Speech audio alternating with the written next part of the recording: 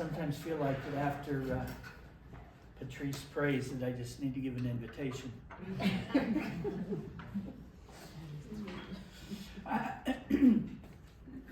Today's message is entitled Noise, Nonsense, and One Beautiful Moment.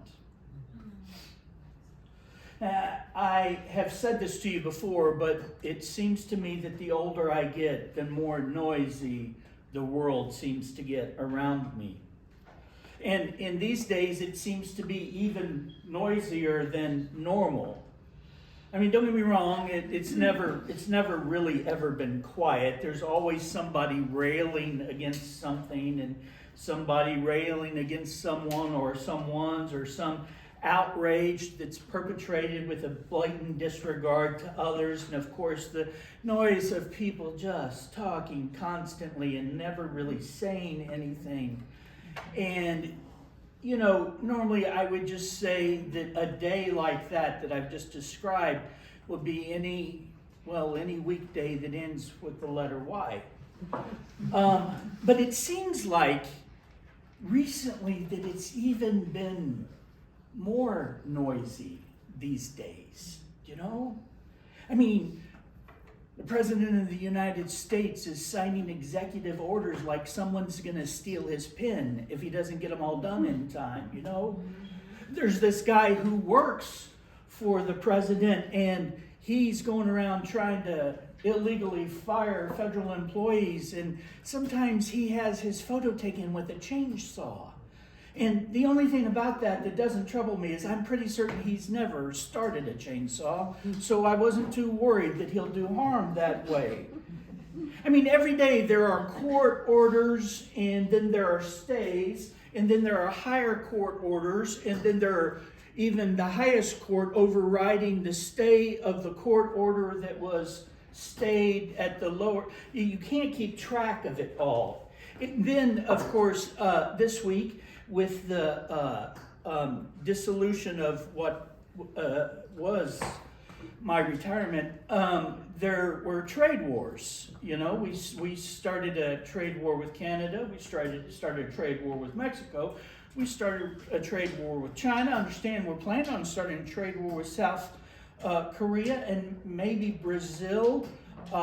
We were going to start a trade war with Maine, but then we realized they're really ours.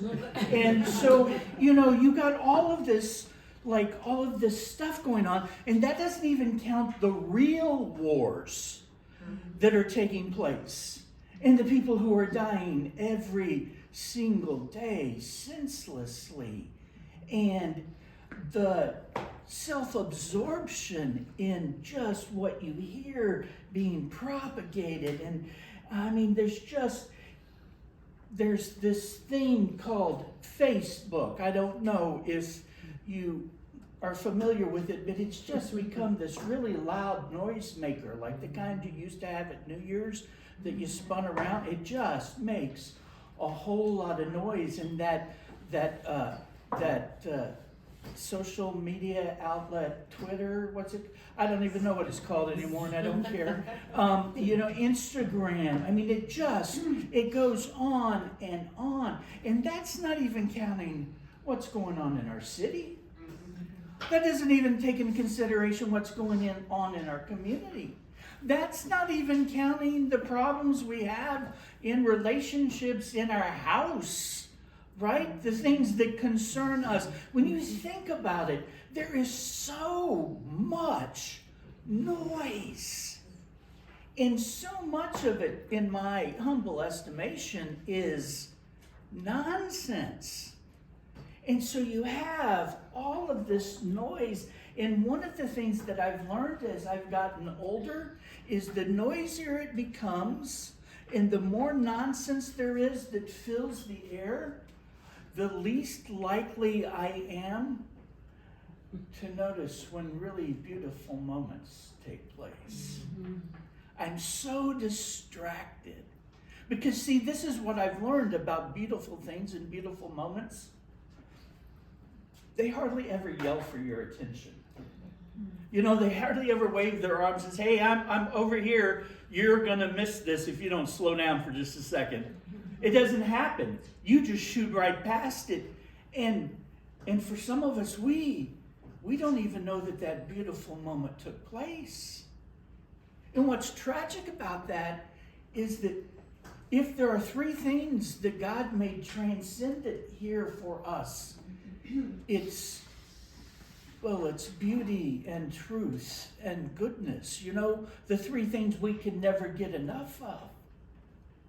And so when so much noise is filling our ears, we fail to get one of the things, we fail to see and experience one of the things that is vital to our humanity. And that's beauty. Now, it may be a strange thing to say, but the ending of the chapter of John that we've been looking at, John chapter 7, it seems to me that a large part of that chapter is filled with noise and nonsense and one beautiful moment. Let me read the passage to you, okay? From John chapter 7, and I'm going to start reading with verse 37. On the last day, the climax of the festival, Jesus stood and shouted to the crowds, anyone who is thirsty may come to me. Anyone who believes in me may come and drink. For the scriptures declare, rivers of living water will flow from his heart. When he said living water, he was speaking of the Spirit, who would be given to everyone believing in him. But the Spirit had not yet been given because Jesus had not yet entered into his glory. When the crowds heard him say this, some of them declared, surely this man is the prophet we've been expecting. Others said, he's the Messiah. Still others said, but he can't be. Will the Messiah come from Galilee? For the scriptures clearly state that the Messiah will be born of the royal line of David in Bethlehem, the village where King David was born. So the crowd was divided about him.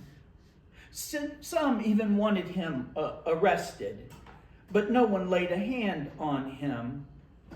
When the temple guards returned without having arrested Jesus, the leading priests and Pharisees demanded, why didn't you bring him in?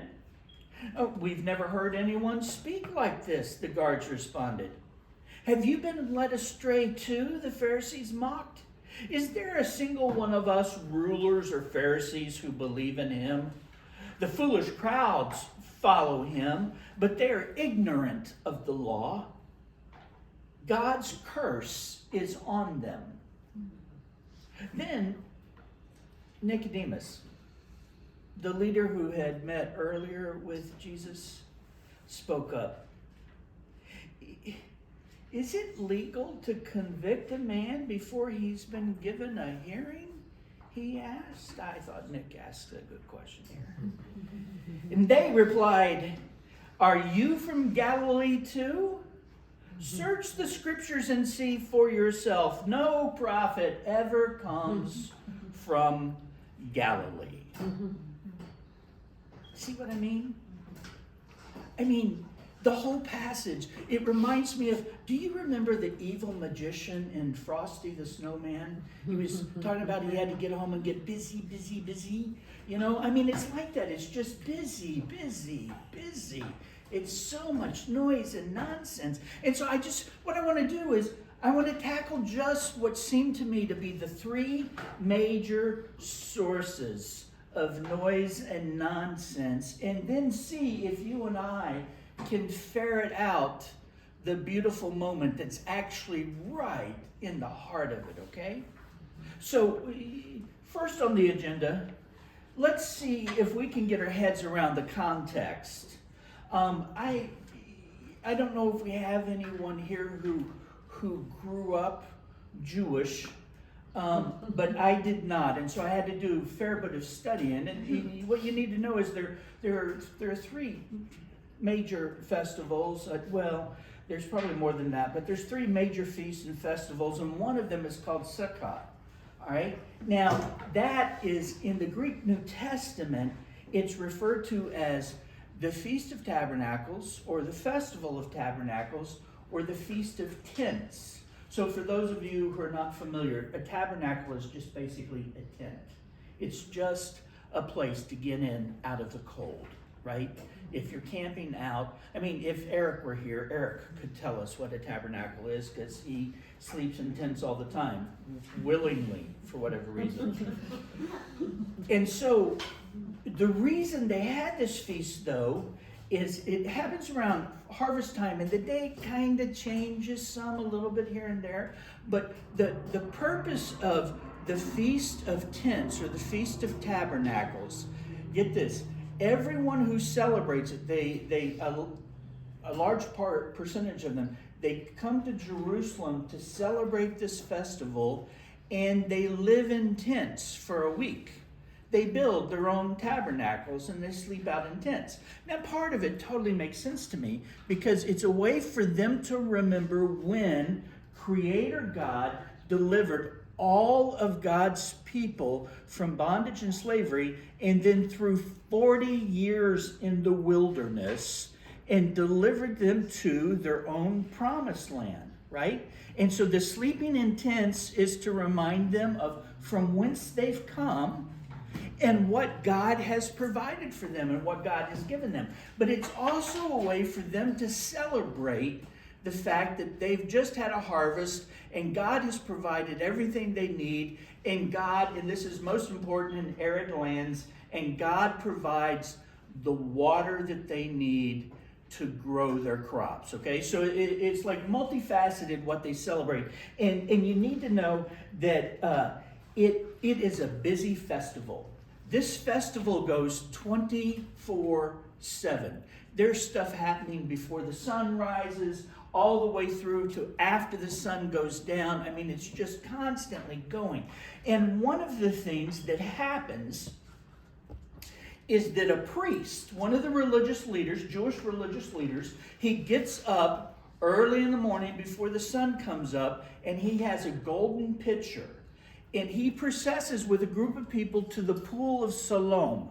All right, now you'll remember that pool. That's the pool where Jesus healed the fellow who was waiting to be healed when the water moved. And so they go down into the pool of Siloam, and he gets a pitcher, this golden pitcher, and he fills it up with water, and he comes back into the temple area to where the altar is, right? And he and everybody with him, they process around the altar once, yeah?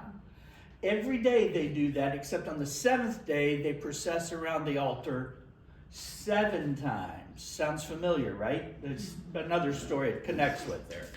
And then what happens is that he takes this pitcher, and there will be these 2 bowls right at the altar.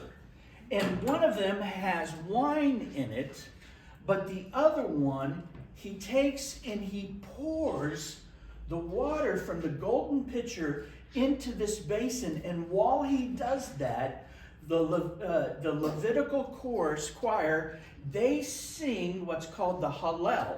The Hallel is Psalm 113 to Psalm 118, right? And when they get toward the end to 118, there's like this crescendo, and people say, raise it higher, because they want to see the water being poured out of the pitcher. And the really cool thing is that the bowl that the water's being poured into, it's got a little hole in the bottom, and so that the water leaks out all the way around the altar. And all of this happens before, right? Before they have the sacrifice. But the really cool part is they get to the end of it, and they finish Psalm 118, and all the water's been poured out, and everyone has this thing called a luval, all right? A luval, I think is how it's pronounced. And it's made of like 4 different kinds of leaves, and one of them's a palm frond, and they're all tied together. So everyone in the crowd, I mean hundreds and hundreds of people, they have these 4 like palm branches together. And at the very end, they hold them up and they wave them together. And it makes this most amazing sound. Are you ready? It makes the sound of a mighty rushing wind. And then they offer the sacrifice. And see, what's really cool is in Hebrew, the word wind is ruach. It's the same word that's used for spirit. And so what they recognize in that moment, in that place, is that the water being poured out is connected for them to Isaiah chapter 12, which had just been read to us. Let me read to you again, verses 3 through 6. They're thinking of that when the water is leaking out onto the altar, because the water is representing for them the Spirit of God, right? In Isaiah 12, 3 through 6 says, with joy you will drink deeply from the fountain of salvation. In that wonderful day you will sing, thank the Lord, praise his name, tell the nations what he has done, let them know how mighty he is. Sing to the Lord, for he's done wonderful things. Make known his praise around the world. Let all the people of Jerusalem shout his praise with joy. For great is the Holy One of Israel who lives among you. And you might be thinking, that sounds like a beautiful moment. And I would say, well, yes, it would have been a beautiful moment, except for a couple other things that are happening at exactly the same time. So just hold that thought, okay? The second source of noise and nonsense were the people. You see, all the people, all people, us, everyone, they can be noisy and nonsensical, to be certain. But the people at the end of chapter 7 were being especially noisy and nonsensical. They were talking in circles with each other. I mean, have you ever seen on the news, have you ever seen those like breaking news reports about something terrible that's happening, but they break in on the regular programming, and the truth of the matter is that in the first 40 seconds, the news has told you everything they know? And so now they take the next hour to find 40 other ways to tell you the exact same thing, because they have no news. There's no more news. It's just the same thing played over and over and over again. And they're, conjecture upon conjecture. Well, it could be blah, blah, blah, blah. Well, we have someone who used to work with the individual back when they were, in preschool. And, it's just like crazy how they do that, right? And it just goes on and on. It's like, just cut back when you have something new, yeah? Well, when you read this chapter, that's kind of what's going on here. You basically have this same kind of deal. I mean, people are talking about Jesus, and they're talking about, is he the Messiah or isn't he the Messiah? Do the religious leaders say he's the Messiah, or do the religious leaders say that he's not and that he deceives the people? And if the religious leaders say that they deceive the people, then he's here right now and he's teaching. Why aren't they arresting him? And if they're not arresting him, is it because they've decided that Jesus is the Messiah? But he can't be the Messiah, because we know where he comes from, and you can't know where the Messiah comes from. Well, maybe you can know where the Messiah comes from, because maybe he comes from Bethlehem. That's the city of David, and that seems to be where the Messiah would come from. But no, the Messiah just appears out of nowhere. No one knows where the Messiah comes from. And this fellow Jesus, come on, we know his parents is Joseph and Mary. You remember Joseph? He was really good with his hands. Man, he could fix a door jamb like that. But that's where he comes from. Then it can't, and on top of it, he's from Galilee. No, but Messiah doesn't come from Galilee. There's no possible, but he could be. Do you know anybody who's done the miracles that he's done? Surely the Messiah wouldn't do more miracles than that. Well, I think maybe he would do more miracles than that. Again, have we talked about the fact that we know where he comes from? And that's what happens. You read that, right? It just goes, man. It just keeps going. And they're like, it's like 500 gerbils on one wheel. They're just like churning, yeah? And all of that noise is going on at the same time about what I'm telling you was taking place at the festival. There is no way those folks could be focused on this beautiful moment because there was all of this noise and nonsense.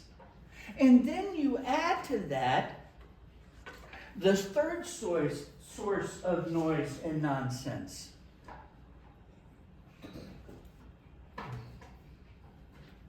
The religious leaders, priests, and elders. Now, for those of you who might have forgotten, a few weeks ago when we covered this in chapter 5 and have talked about it more in chapter 6, there's been one big carryover. Back in chapter 5, Jesus, God bless him, he healed a fella at the pool. And it was a miraculous healing. But man, his timing was just off. As far as the leaders and elders were concerned, they didn't have a problem with him healing someone. In fact, they don't seem to be terribly impressed one way or the other with him healing someone. The problem is that he did it on the Sabbath. He did it on a day when they felt like, you come around and heal anybody you want the other 6 days a week, all right? You really got to do this on the Sabbath? No, we don't do stuff like this on the Sabbath. And then they confront Jesus, and Jesus refutes them, which makes them even more irritated. Anybody who is in any position of authority, if you confuse them with the facts after their mind is made up, that's just a bad thing. Just bad things will happen from that, right? And so they just decided that the only thing you can do with a fellow who isn't going to heal people on the days he ought to is, well, you should kill him, right? I mean, that's what, yeah, sure. It doesn't matter if it was a good thing or not. He did it on a Saturday. We don't do that on Saturdays, right? And so they got together and they decided that he would be the downfall of all of Judea and all of the Jewish religion, and that he pretty much had to die. And look what happens even after. Now, all of this is going on, and the point I want to make about this is that these people are having this conversation while they are going with the pitcher to get the water, and while they're singing praises to God, and while they're leading in all of these observations of the festival. These are the Jewish religious leaders. And so that there's no confusion,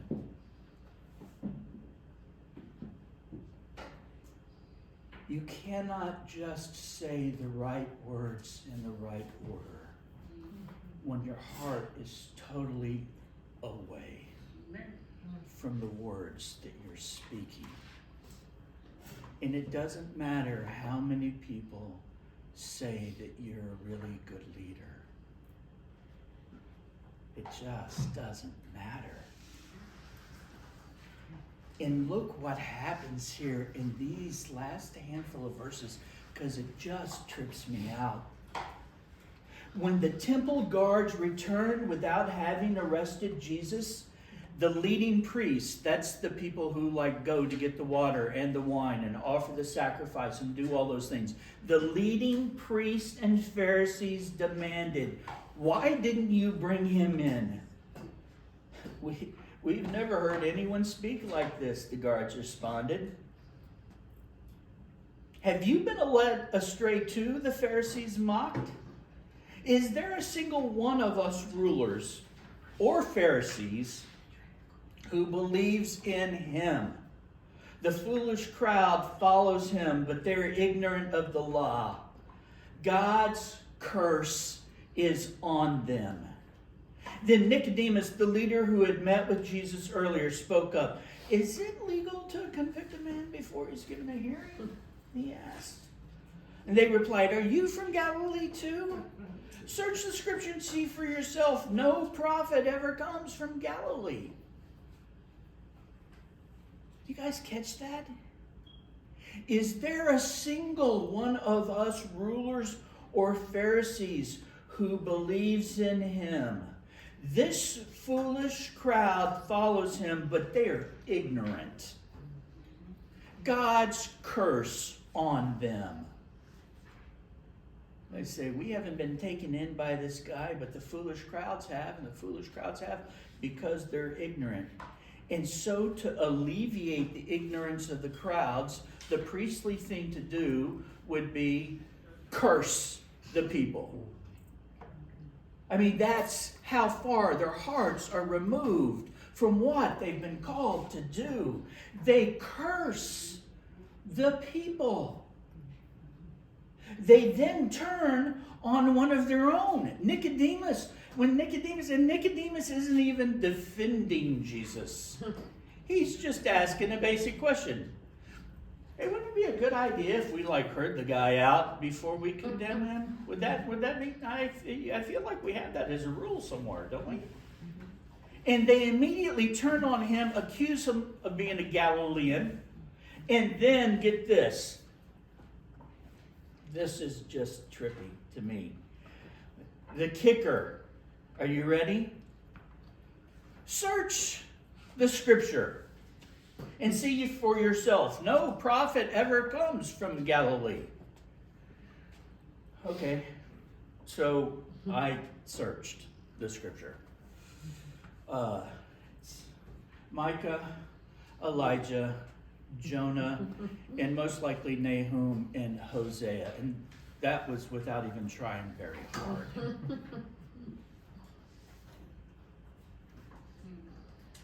And they called the people ignorant. 5 of their most oft quoted and revered prophets come from the very area in which they say. Check the scripture and see. Does a prophet come from Galilee? I wouldn't think so. Have you been to Galilee? Have you seen what comes out of Galilee? One of the things that I find it's very difficult to do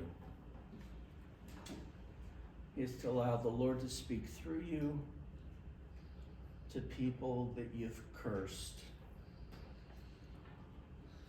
that you hold in contempt, or when you've ignored the scripture because it suited you. That's why you can see that there's no beautiful moment in any of that. There could have been, but there was just too much noise and nonsense. But in the middle, there's this one amazingly beautiful moment. John chapter 7, verse 37.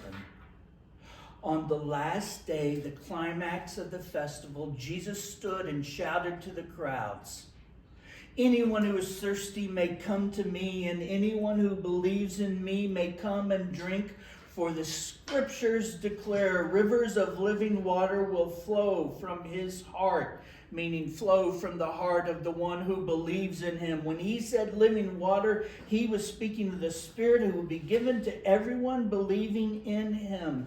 But the Spirit had not yet been given because Jesus had not yet entered into his glory. There's the moment right there, verse 38. Anyone who believes in me may come and drink.